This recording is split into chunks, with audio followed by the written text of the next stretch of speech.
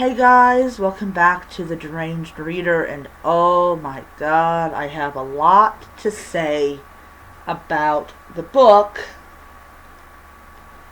Um, Number One Fan by Meg Elison. Okay, so this is a horror. Hold on a second. What did it say it was? This is a horror thriller novel about a best-selling author, Ellie Gray, who is kidnapped by an obsessive fan who believes he's entitled to her fictional world and wants to turn her into his own creation. It was published in so it says here, published in 2022. The book explores themes of creative versus work, fandom, and the Me Too movement, set against the backdrop of convention culture in a 10 story about survival, obsession, and the dark side of fandom. Okay, so yeah, so it is marketed it was marketed back in 2022 as a retelling of the book Misery by Stephen King, which I just discovered today I actually own. Alright. Wow, I own Misery, and I totally forgot I owned it. I was like, dang, wrong. Okay, so I'm going to start off by saying, warning, there's going to be spoilers in this in this video. If you have not read a Number One Fan, you don't watch this video, because I'm going to give a lot of spoilers. I'm also going to talk a great deal about Leonard and Ellie and everything, and hopefully my foot will not be bothering me a whole bunch. Alright. I do not know what's going on with my foot. I have to go to a podiatrist. Alright, before I begin, I want to show you guys my reading journal. I decided to buy a journal just for the purpose of reviewing. Like, I will put a book title down, and I will have like a little stars on it. And when I'm done with the book, I will fill it in, and I will do that. So hopefully it will last me the whole year. If it does not, I will get a second one to finish it. Alright. So number one fan. So, for people that want to know, today is still Friday, so, I wanted to do this I wanted to do this review of this book before I forgot the details of the book, and then I end up turning to like a 2.5 or 3 minute video. Okay, so Number One Fan is, as I said, it is about the kidnapping and detainment of this woman called Ellie, and by her Number One Fan. So, as I said, this was advertised as basically inspired by the book Misery by Stephen King. And as somebody who has never read Misery or never watched the movie, I was really intrigued by the idea that you could write a similar, or like a story about, a guy kidnapping an author and doing all sorts of unspeakable things to her. Also, there is stories of men who hold women hostages in their basement. So this is not something that doesn't ever happen and she's ripping off of Stephen King. I did not get that from the book. Alright, so Ellie is a best-selling author, and as she's getting off the plane, the pilot wants an autograph to give to his wife, who is her Number One Fan. Unlike Leonard, the pilot's wife doesn't put her in a basement and try to turn herself, and she isn't. She's just the Number One Fan. She just loves the books. So the book series is a fantasy. It's not high fantasy, it's more like romantasy. Ellie has won several Supernova awards, and she's very happy. But she's also very shallow and very much in her own little world. She's got an alcoholic father that lives in Texas. She has a dead mother that lives at the local cemetery. She's got a little brother called Benny that absolutely hates her guts, but accepts her checks for some unknown reason. Wait a minute. But you're actually benefiting from your sister's work, but yet you don't like her. Okay. Well, okay, I'll accept it. You don't like her because she's a pile of garbage. I understand. But, Benny is very clear to the FBI that if anyone tried to harm his sister and he saw him, he would beat the living shit out of him. So, yay for overly protective little brothers. My brother would be the same way. So, that's good. Anyways, so Ellie does something that you should never do. I do not do this because I do not trust people as far as I can throw them. She did not check to see if the license plate matched the one on her app. And what ended up happening was her driver, who was a woman, did not got there. No Ellie. So, of course, when Ellie comes to, she's been drugged. When Ellie comes to, she's in this, like, silky, like, nightgown. It's, like, really fancy and everything. And she has to go to the bathroom. And Leonard, that is our evil person, he fails to realize that women need to go to the bathroom. And she ends up basically soiling herself and everything, and gets him mad. So he really acts kind of really odd around her. He does not call her by her name. He calls her by her main character's name, which was Maleficent. How you pronounce it? I don't know. I cannot pronounce the character's name to save my life. This is why I say fantasy authors need to stop using like really complicated words. Please stop. It's not good. So, over the course of this book, we have how Leonard went from being a guy in college that didn't give two hoots about female authors to becoming the idiot that's in the house with a woman in his basement. During the time that she's captive, she tries everything in the book to try to escape this guy. All of it does not work. He is doing like psychological torture on her, and I will say there should be some warnings on this book, but there is torture, attempted rape, blood, damaged eyeballs, let's see what else, confinement.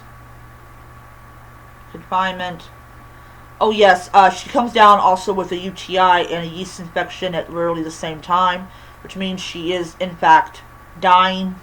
He's too dumb to realize that.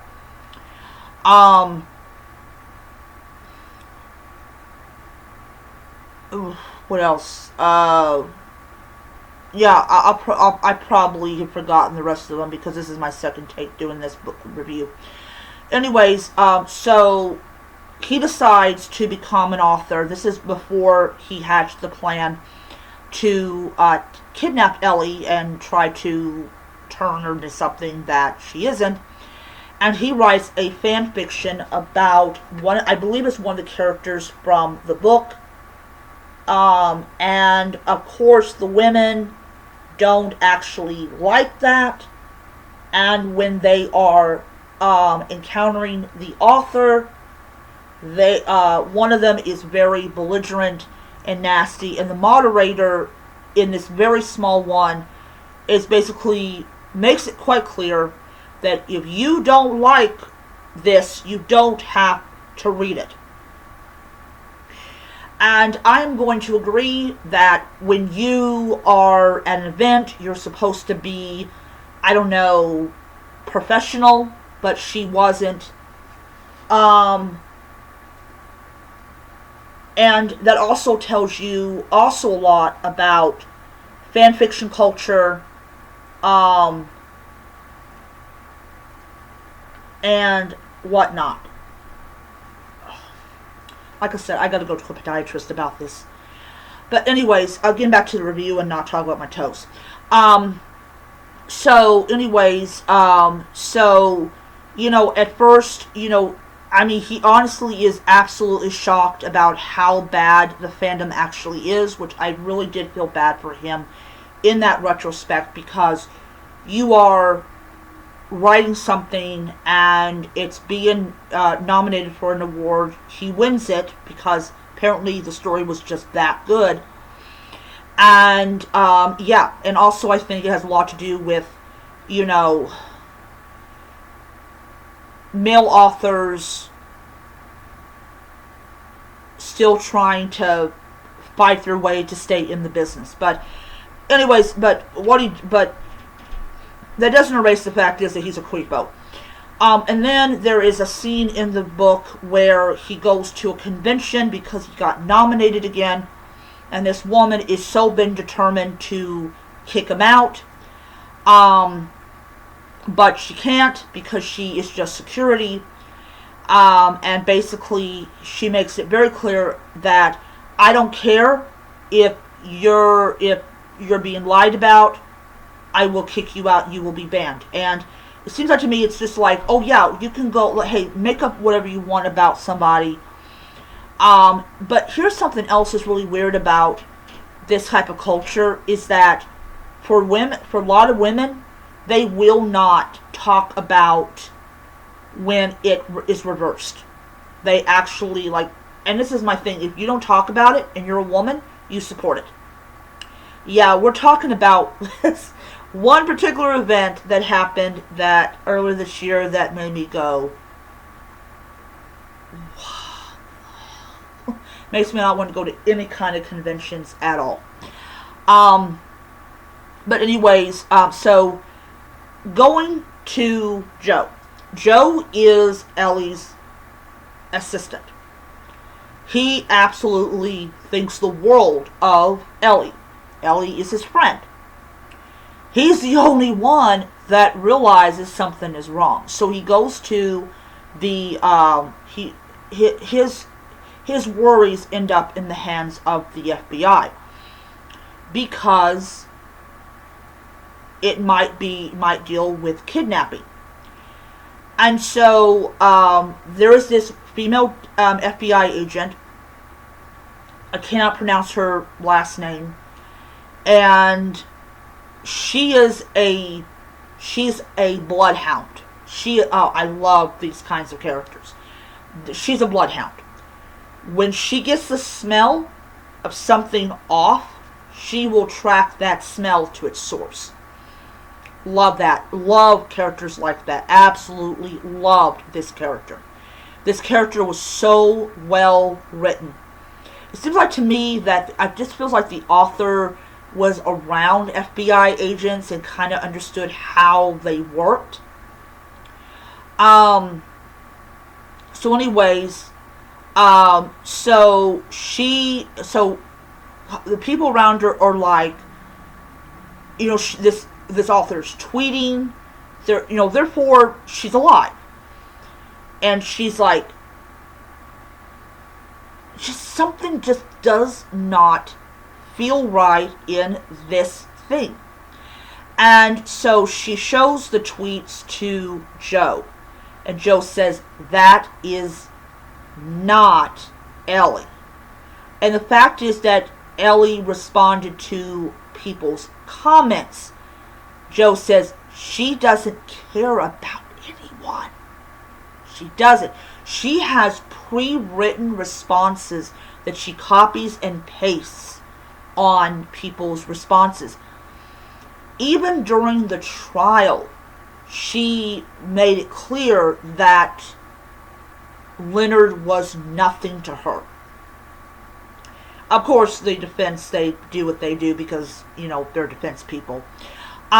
And no, I'm not saying that we should paint defense attorneys as bad people. They do what they got to do because they have to. They want to win. But anyways, so Leonard does different things to try to break Ellie down. He allows her to leave, but she's butt naked.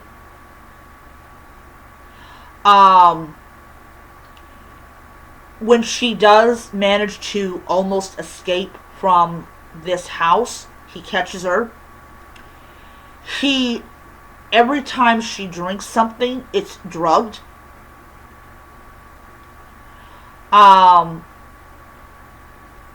It's just, he's playing these mind games with her. And he wants to take everything away from her. And he goes as far as drafting a contract that gives him ownership over her copyright and all her books and future books. And, of course, she makes it clear that she did not sign those documents. And then there's a couple things that he does wrong. That, and I will tell you something, when you're talking about the FBI, they are good at their job. They're very good at their job. And so they get a warrant, they go into his home, find out it's actually a place he's renting, has servers, and sure enough, this time around, they find partial prints that tells them exactly who is this guy's named Leonard, and they finally locate where he lives. This is where he actually lives. And because of a couple things he did wrong, even before he knew he was going to do this, he is able to be captured by the FBI. However, it is during one of the last moments that Ellie is trying to escape this man, and there's some descriptions of Leonard's male anatomy that some people might find offensive. I'm pretty sure she didn't care about that. But the thing about it is that when the FBI finally arrived, and then of course the ambulance arrived because Leonard did get hurt, badly, basically, they're questioning her, they're treating her for her UTI, they're treating her for a yeast infection, all this type of stuff. They're trying to help her regain a lot of her weight back because she is severely, underweight. Basically, she's like, I'm just doing my job here, and basically, hey, look, this is what it looks like, even though she knew that that's not exactly what happened.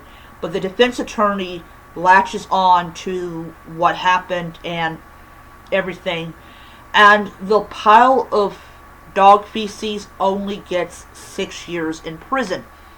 Now, here's the thing, after 6 years, he's going to be free to go after her again.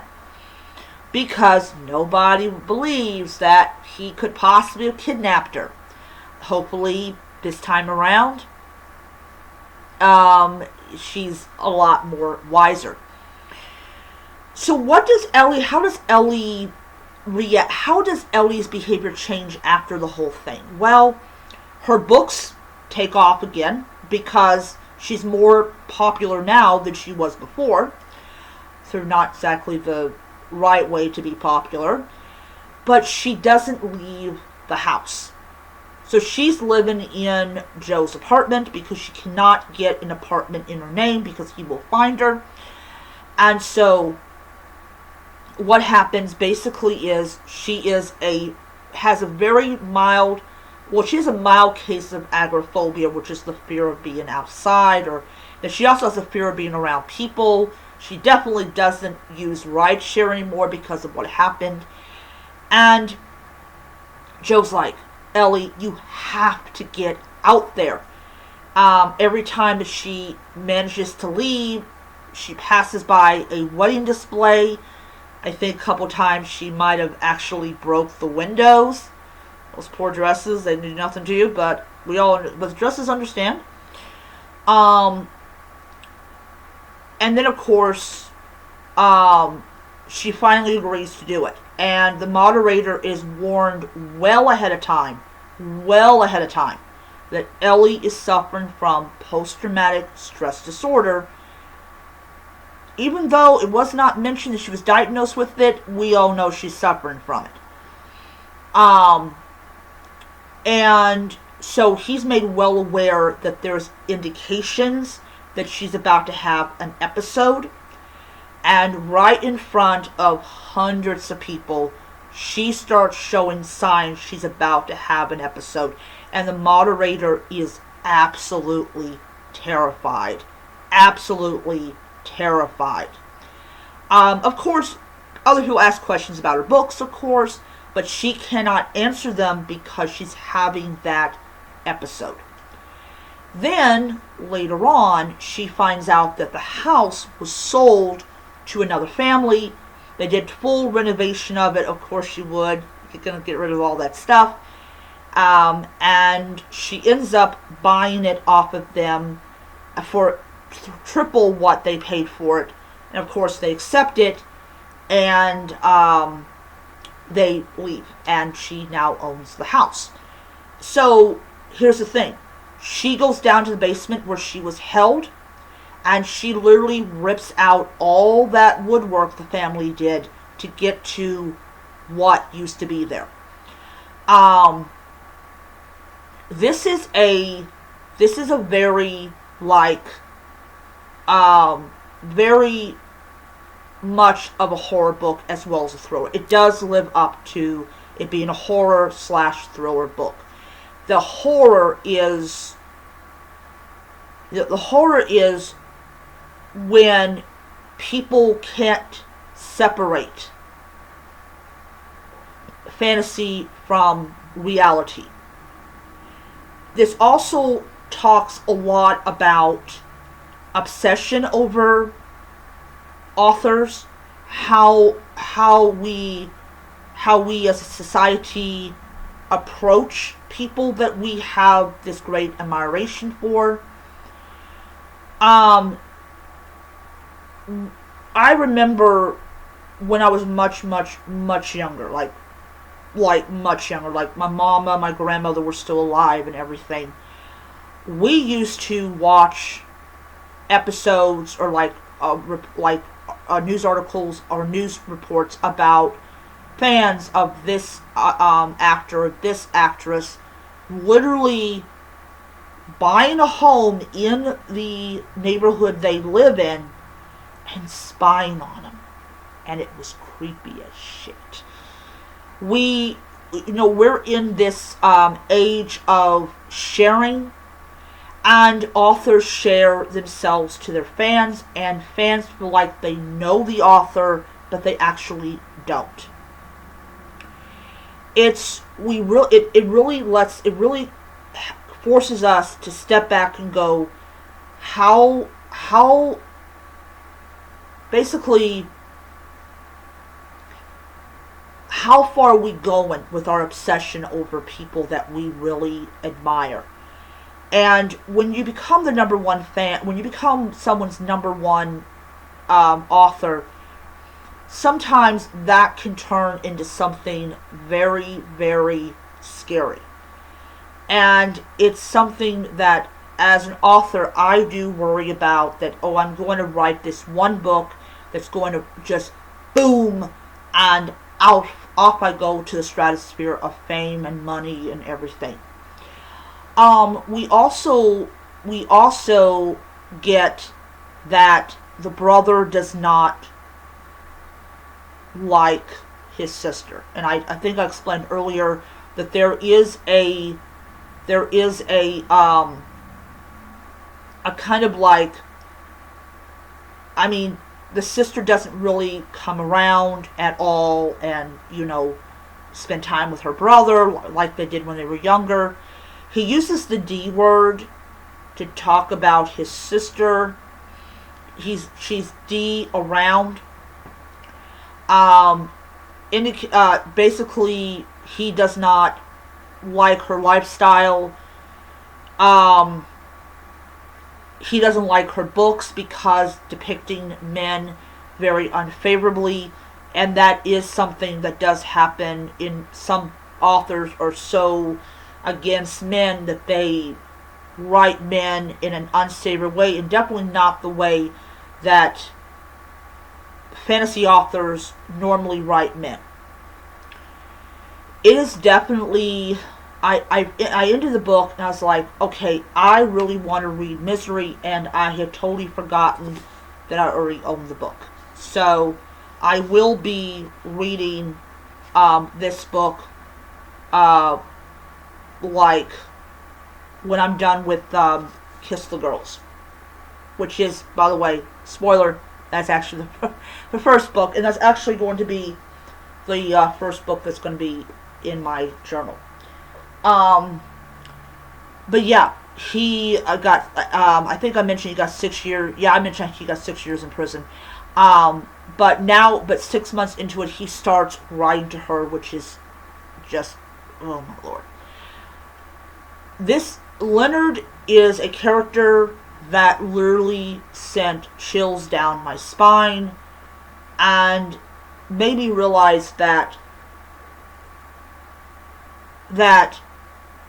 these people are out there and they're looking for any way to get in and to ensure that you're terrified for the rest of your life. Anyways, I gave it 5 stars on Kobo's website. Absolutely loved it, and as I said, it has gotten me to want to read Misery.